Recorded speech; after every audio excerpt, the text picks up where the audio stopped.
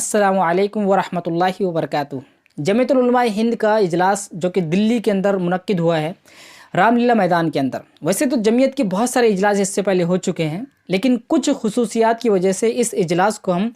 تاریخی اجلاس بھی کہہ سکتے ہیں، اس لحاظ سے کہ اس کے اندر جو مولانا ارشد مدنی صاحب نے جو کام کیا ہے اپنی تقریر کے ذریعے، جو ایک اسلام کا، دین کا، ایک توحید کا جو پیغام پہنچایا ہے، واقعی میں وہ قابل تعریف کام ہے۔ مولانا نے جو پوری ملک بھارت کو، ایک حساب سے پوری دنیا کو جو ایک میسیج، یعنی سوشل میڈیا کے ذریعے کروڑوں لوگ اس بات کو سن رہے ہوں گے، جو ایک پیغام پہنچایا ہے، جو کہ ایک ملک بھارت کے مسلمانوں کے لیے جو کہا جاتا ہے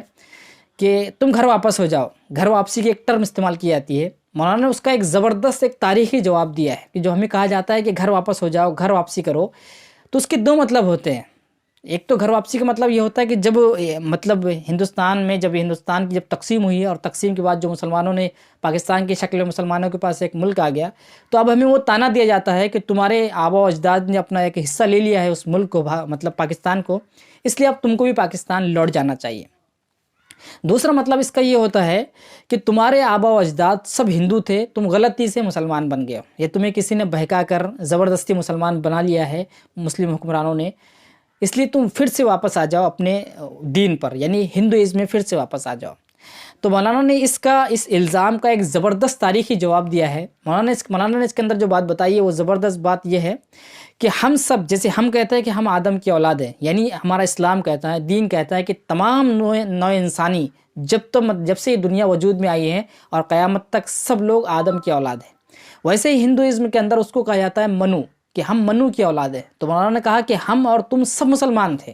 یعنی آدم علیہ السلام مسلمان تھے، تو آپ بھی ان کی اولاد ہے اور ہم بھی ان کی اولاد ہے، اس لیے گھر واپسی ہم کو نہیں کرنی چاہیے، آپ کو کرنی چاہیے۔ آپ کو پھر سے، آپ کو غلطی سے آپ کو کسی نے ہندو بنا دیا ہے، آپ غلطی سے ہندو بن گئے ہیں، آپ کو پھر سے اپنے پروج کی طرف، وہ کہتے ہیں کہ تمہارے پروج ہندو تھے، تم لوٹ جاؤ۔ تو مولانا نے کہا کہ ہمارے پروج تو مسلم تھے، ہم کہاں جائیں گے؟ آپ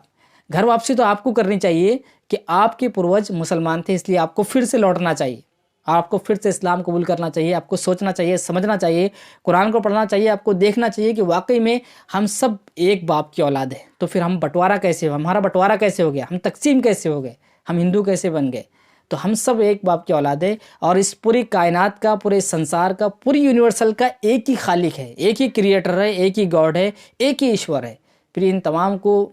ہم سب کو ایک ہی خالق کی اور ایک ہی مالک کی اور ایک ہی ایشور کی پوجا کرنی چاہیے، ہم سب کے سب اسی کے بندے ہیں۔ تو یہ مولانا نے زبردست ایک دعوت کا، ایک توحید کا پیغام پہنچایا ہے، جو کہ مولانا کی اس میں تعریف بھی کرنی چاہیے۔ ایک حساب سے ہم کہہ سکتے ہیں کہ مولانا نے اپنا ایک ہندوستانی ہونے کے ناطے، ایک مسلمان ہونے کے ناطے، اپنا توحید